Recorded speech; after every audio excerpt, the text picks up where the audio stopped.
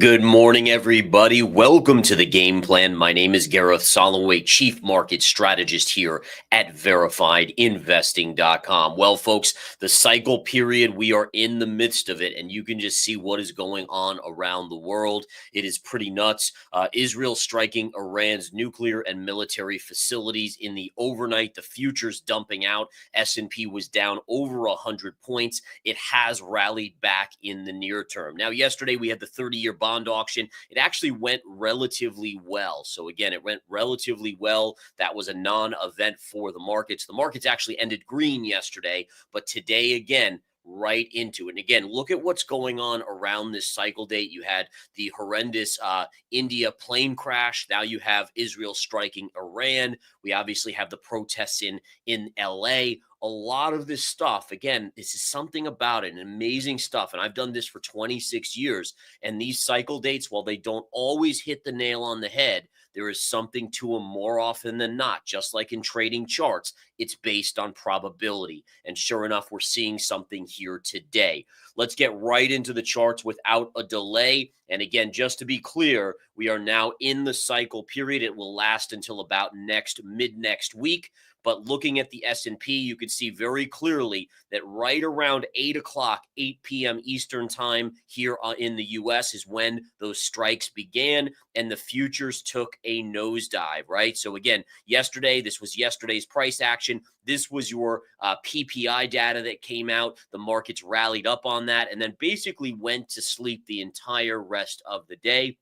After hours, we were creeping down on the futures, and then that news hit and we took a nosedive. And if you look at where we closed yesterday on the futures, we closed right around 6,050 and we bottomed out overnight at 59.25. So we're talking about 125 point S&P futures dump from the close yesterday to the lows. Now, if you look at this, the markets have been digesting it. Buy the dippers have been coming in. Not super unusual, but I will say this. I do anticipate a down day, and it wouldn't shock me to see us trade down towards the end of the day. And let me just talk a little bit about that. So I look at markets from a chart perspective, which is really from a psychological perspective, right? And the reason I say psychology is so key in charting is that really when you look at an up and down candle, like a green candle or a red candle, an up move, a down move, what are you really seeing? You're seeing investors being bullish or emotionally positive,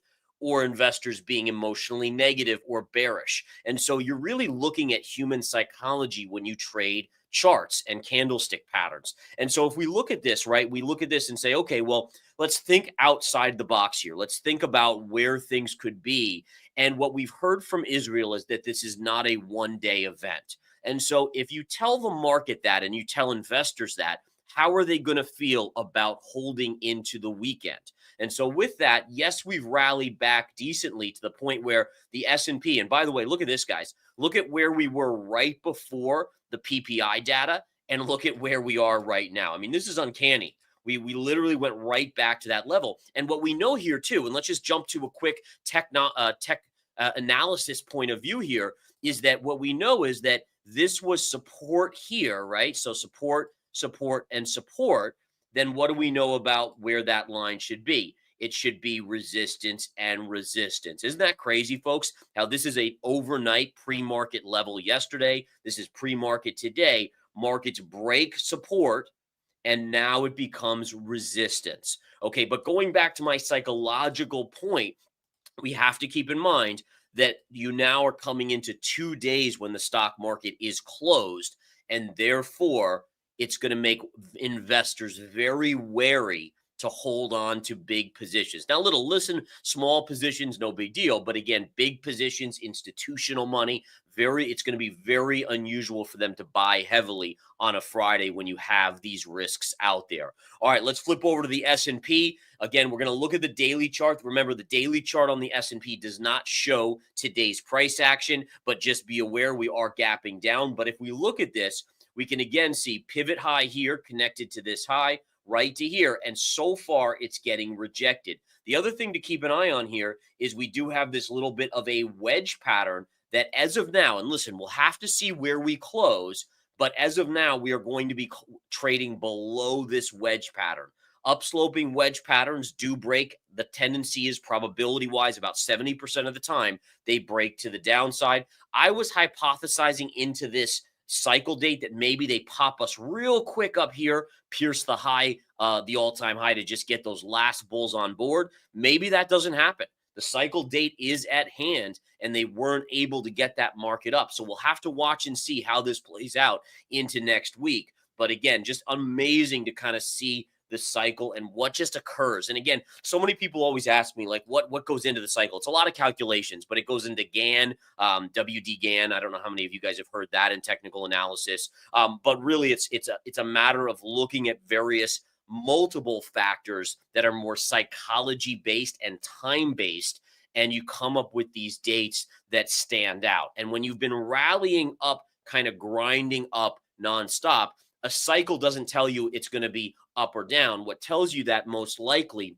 is the direction that the market has traded prior. So if we were falling and grinding lower into a cycle date, naturally you would say, okay, well, it's going to be a change in character or a change in direction. In this case, we've been floating up into the cycle date. You tend to go and say, okay, the downside is the most likely play here. All right, so again, we'll keep you guys posted on that. Be interesting to see what else happens here. But again, just going back to the S&P wedge pattern, let's see if we break and close below the wedge today. And again, I'll watch that. And just keep in mind is that if we don't close below the wedge, I still think there's a possibility we could get up here. And even if we do, if we don't confirm, there's always a small possibility of a move up. Here's the QQQ, the NASDAQ 100. You can see where we're trading based on this dotted line right here. And again, yesterday we opened below the wedge, but look, we closed back on the wedge. And today it's going to make another attempt to break the wedge pattern to the downside. And I've told you guys, I mean, one of the things that I've gone over many, many times in this game plan is that there's many cracks emerging, right? So for instance, we've talked about the SMH, which has led based on the semiconductors leading this rally to the upside. The SMH finally filled this massive gap right here. And you can see, again, it closed on, opened above, closed on, closed just above, but it's right in that range. It has not confirmed above. And today you're seeing the semis weaker. Now, listen, it's not a huge drop on the semis. Again, the markets are set up to open about 1% lower. It's not a huge drop, but let's watch and see how it plays out here today and also next week. Now, we're going to get into oil because oil's the big story of the day, no doubt about it. I'm going to update you guys on what I've done with my short position on oil here. And by the way, last night, late into the night, I was trading oil, day trading it, which was pretty remarkable. As again, it popped as high as 77. I got some shorts off in the overnight as day trades and was able to make some nice money there. But in fact, we'll jump into oil here. And listen, look at what I've discovered on oil, guys. This is remarkable. Absolutely fascinating. So anytime my levels kind of get breached, I go back to the drawing board. And this is one of those things that as a trader, you have to remember and you have to be humbled by, right? The market will humble you all the time.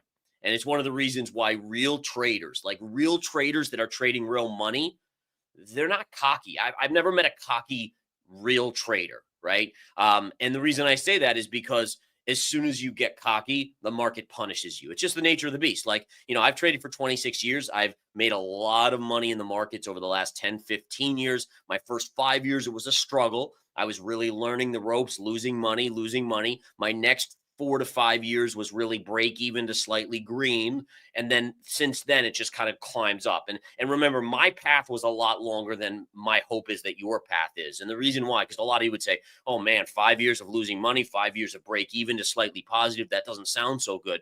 But remember, I didn't have anything to go by. I literally am self-taught in that way where there was no great trader sitting next to me teaching me. There was no winning trader series. There was no game plan. I grew up, a lot of my early trading was really pre-YouTube even. And by the way, YouTube, there's a lot of junk on there. So you want to be very, very careful. But again, the key here is that the market will humble you. You're never going to be 100%, which always has to keep you grounded and careful. Because when you get too cocky, what is our normal reaction? When you think you're not going to lose, what do?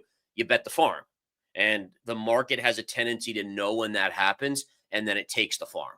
And we don't want to let that happen. All right. Again, just personal experience, guys. Just personal experience. But going back to oil here, look at this.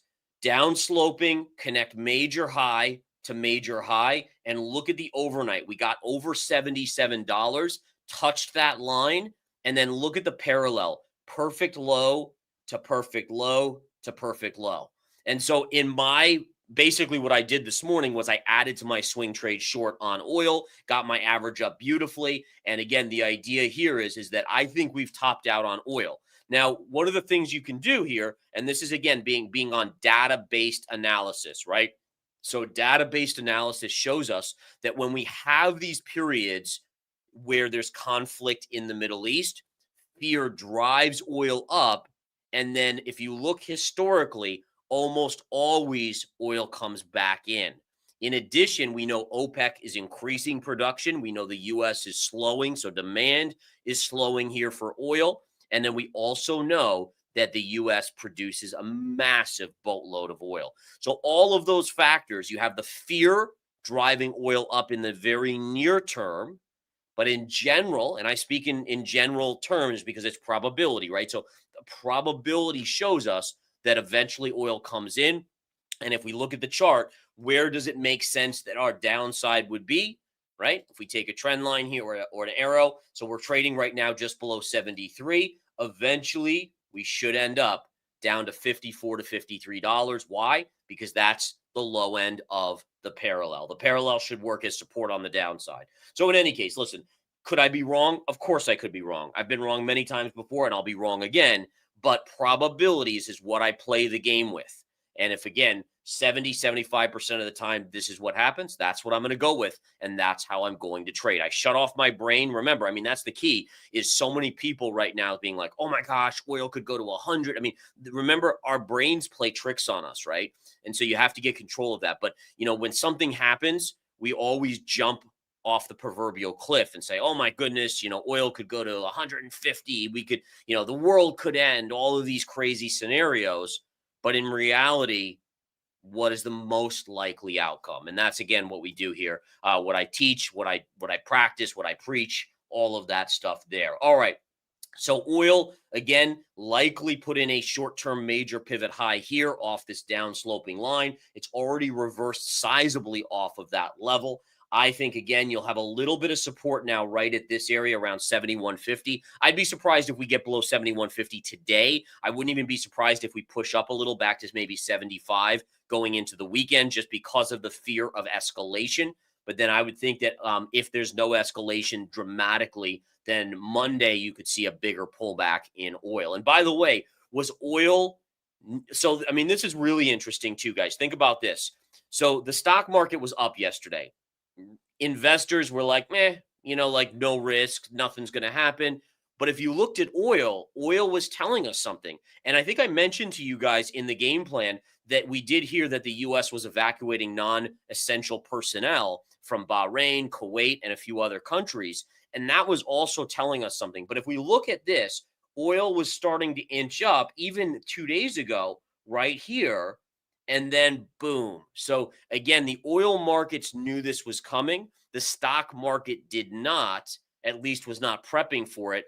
AKA we saw, the stock market up yesterday, now down today. And again, I'm not sure how much the stock market will go down because again, today, at least just speaking about today is because again, this is right now localized in the Middle East. It doesn't affect the U.S. or U.S. companies in a major way. But I think, again, it speaks to the potential change in character of the cycle. All right. Now, quickly looking at the dollar. Remember, the dollar is a safe haven asset. It is up today. It started to break down, but notice there's been no confirmation of the breakdown. Remember, to confirm, you have to close the next day below the low of the previous candle. Today, we're actually back to this line. So basically, at this point, this is considered a fake out in the methodology that I teach, and we're right back here. Now, if we confirm, it becomes a legit breakdown, but right now that has not happened. Going to the 10-year is up. This is kind of interesting. Now, granted, the 10-year was down 4 days in a row, but usually when there's fear, what happens? People rush into treasuries. They buy treasuries, and that makes yields go down. Yields today are up, which is just, again, it's nothing major. It's not like we're up a lot, but it is something that I'm just paying attention to. Remember, yesterday we talked about maybe a small bounce coming in because we were at a pivot low here, just a short-term little low. This is only minor support, but we're right into there, and we are getting that little bit of a bounce. I still think overall yields will curl over in the coming weeks and go lower. Gold, let's take a look at gold real quick. Gold, of course, the classic safe haven asset. It is breaking up. Notice again, it's now right to this previous pivot right here.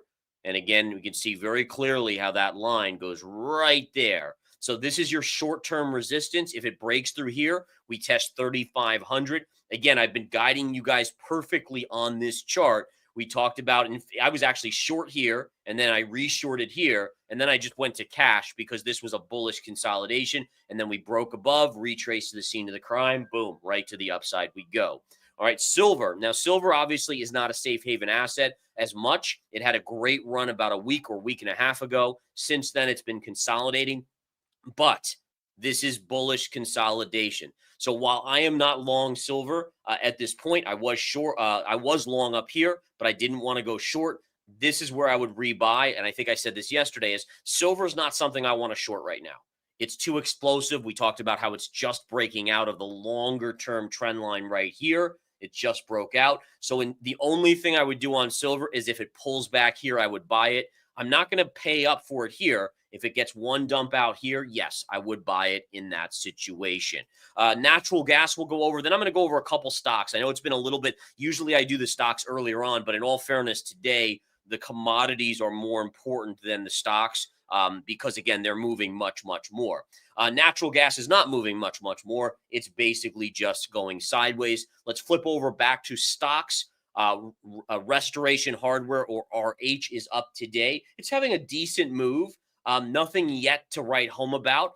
The one level where I would consider a day trade short would be at 249 to 250. Gap fill. See the close here and the open down here. That's a big gap right there. If gap were to get filled today, I would expect a pullback off that level. And then Adobe reported earnings yesterday after the bell. The stock initially popping all the way up to 445 and then just going lower, folks. Going down, down, down at 390 now or so. If we look at this, there is a technical level coming into play. There's a key level around 383. That actually very likely could be hit today.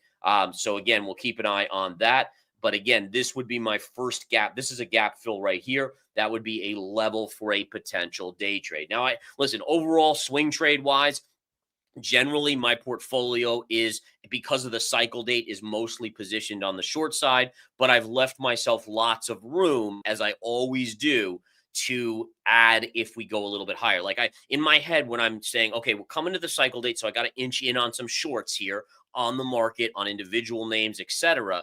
But in my mind, I say, yeah, but they could, the markets work in mysterious ways. They could push us up and make a new all-time high before that rollover. So leave yourself some dry powder on the side. And that's what I do. And again, I always play defensively. And I play defensively, and I've said this before, but it's so important. I play defensively on all my trades because I've learned that when you don't play defensively and you go all in, oftentimes one of those is going to go wrong. And when you don't have more capital to deploy, you're literally handcuffed. You're just at the mercy of the markets. And you never want to be at the mercy of the markets. The markets, it's like being in the ocean and you have a cut and there's a great white shark circling you. Like literally that's what it's like. And so you never want to leave yourself in that position where you have no outs, no maneuverability. And so I know we all want to make a fortune by saying, all right, I'm going to put all my money in this one crypto or all this money in one stock, small cap stock, whatever it is. I did it all. I did all of that. And I can vouch that I didn't start making money consistently and good money in the markets until I actually played defensively. Defensively, actually, it kept me from losing the big ones where it would wipe out like 6 months of gains. And once you can do that and you stop wiping out like 1, 3, 6 a year of gains, now you're on the right path. All right. Now, again, You guys saw the banner at the bottom of the screen there talking about the investor, and there it is, Investor Empowerment Day. That is coming up on June 23rd. It's where we are going to teach the heck out of things. I'm going to trade live on the screen. You guys will see my account up there. It is going to be a great day, guys. So put that on your calendar for the Monday, June 23rd. It is just a week from this coming Monday. And again, I'm excited for that. It's the idea is, again, to empower you all. You guys are rock stars out there. I know each and every one of you is as smart as me, if not smarter. You guys can do everything I can do. You can get there. It just takes a little work, and I promise you can get there, all right? You guys have a great one as always. You guys, again, mean a lot to me. You guys go out of your way to spend time with me every morning, and I do appreciate each and every one of you. So thank you, and have a good rest of your day. Take care.